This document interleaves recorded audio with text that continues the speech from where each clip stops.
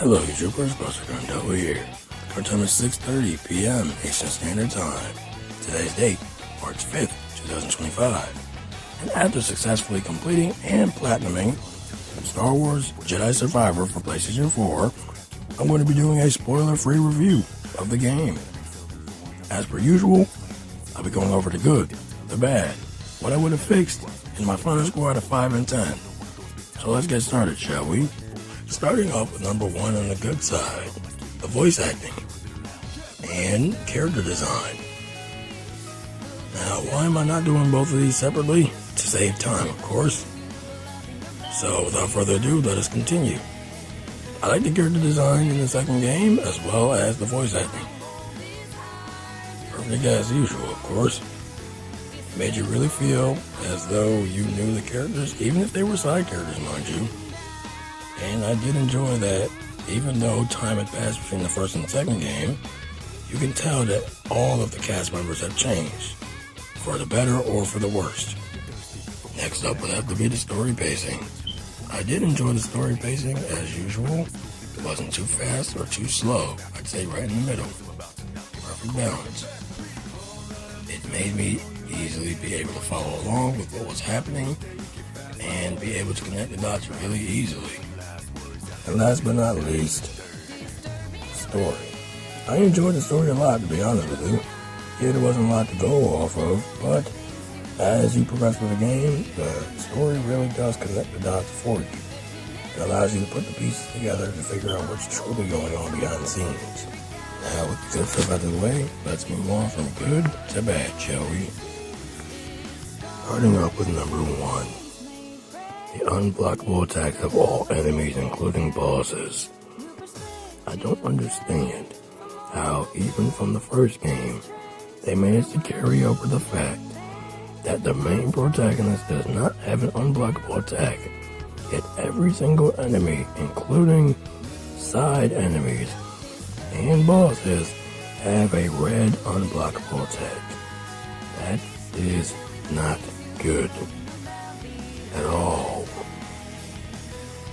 It sucks. It's unfair. And I really think that if they make a third game, which they will, they need to get rid of that entirely. Or give the main character a unblockable attack to make it fair. The second bad thing I didn't like about this game was the amount of glitching and crashing that happened during my entire playthrough. Now, for those of you in the comment section that are going to say, oh, well, this game wasn't designed for the PS4 originally, I see your point. However, these glitches and bugs are happening on all platforms, not just the PS4's version of the game. If you look online and type in Star Wars Jedi Survivor, glitches and bugs, people from all platforms are complaining of bugs and glitches, sometimes game-breaking glitches, that can make it really hard to play the game as well as platinum it. Luckily for me, I was able to platinum the game.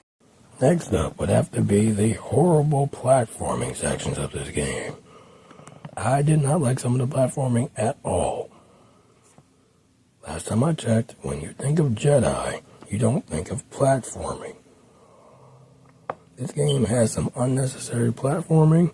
Now, for those of you who want to 100% this game or platinum it, get yourself really familiar with the platforming, because you're going to need every ounce of skill you can get, because some of this platforming is just complete and utter BS. And I mean that with every fiber of my being. I have died so many times that BS platforming is not funny. And last but certainly not least, now this is a minor spoiler for those of you who haven't played the first game or the second game. Now for those of you who have played the first one, you'll recognize these stupid little creatures, or should I say big creatures. They are the Bogdo frogs. If you played the first game, then you know these things are normally easy to beat. However, in the second game, they get their one and only weakness taken from them by the developers. It is very frustrating to have to go against them. Now, luckily, in the game's defense, you only have to fight these things about twice. Once by itself, and then again with the spawn of Ogdo for a Jedi challenge. Yes, I know I said I'd try to keep this as spoiler-free as possible, but that was one of the main pet peeves I had with this freaking game. It is also one of the only enemies to get a one-hit kill on you. And now, with the good and bad out of the way, let's move on to the final part of this review. What I would have changed about this game.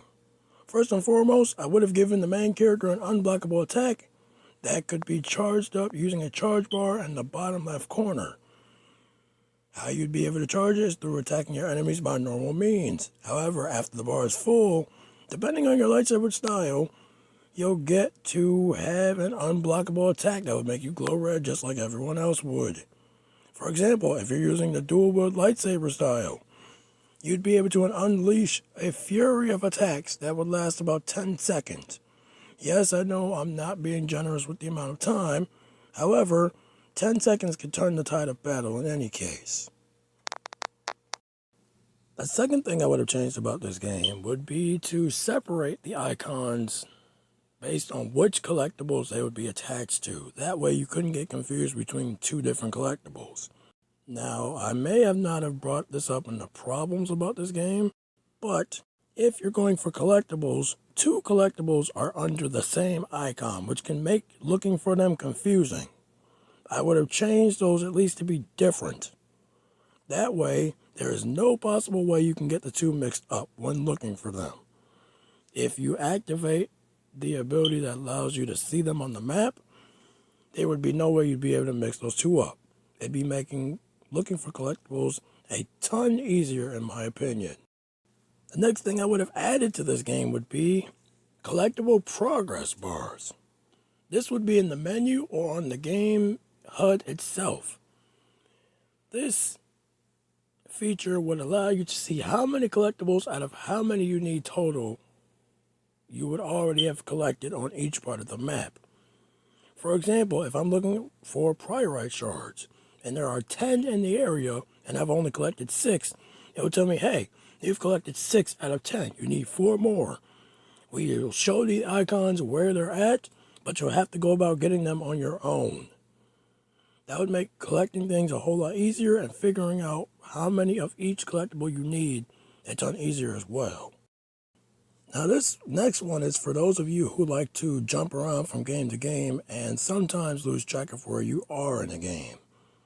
I would have added a story so far section that would kick in every time you log into the game to give you a brief recap of what's been going on up until this point.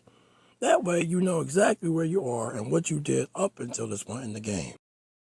The reason I bring this up is because I know for a fact a lot of people like to jump from game to game or have a very busy life and are not able to come back to a game for weeks, months, sometimes years at a time, and often need a recap as to what's going on. Personally speaking from experience, I too have had that issue coming back to a game after weeks of not playing it, only to have that feeling of what the heck was I doing and where am I supposed to be going? Now, if the game had a brief recap section, I'm pretty sure most of you would be able to put 2 and 3 together to figure out where you need to go and what you were doing the last time you were playing. Last but not least, the last feature I would have added would be a feature to replay cutscenes that you may have missed or accidentally skipped over. Now, for those of you who play RPGs, this is a common thing to happen in games. You accidentally hit a button, you skip the cutscene, or if you get called away for any reason at all, you cannot pause the cutscene. You end up missing parts, your brain is confused because the last thing you remember is something epic happening on screen, and now you missed it. And for those of you who don't stream, you've just missed the cutscene that you were on.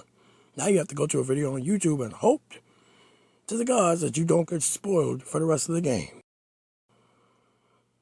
A cutscene replay button would be nice, even if you have to go to the menu to do it. That would definitely be a quality of life improvement for this game, or games in general going forward.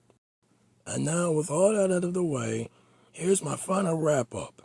My score out of 5 and my score out of 10. My score out of 5 would be 4.5 out of 5. My score out of 10 would be 8.5 out of 10.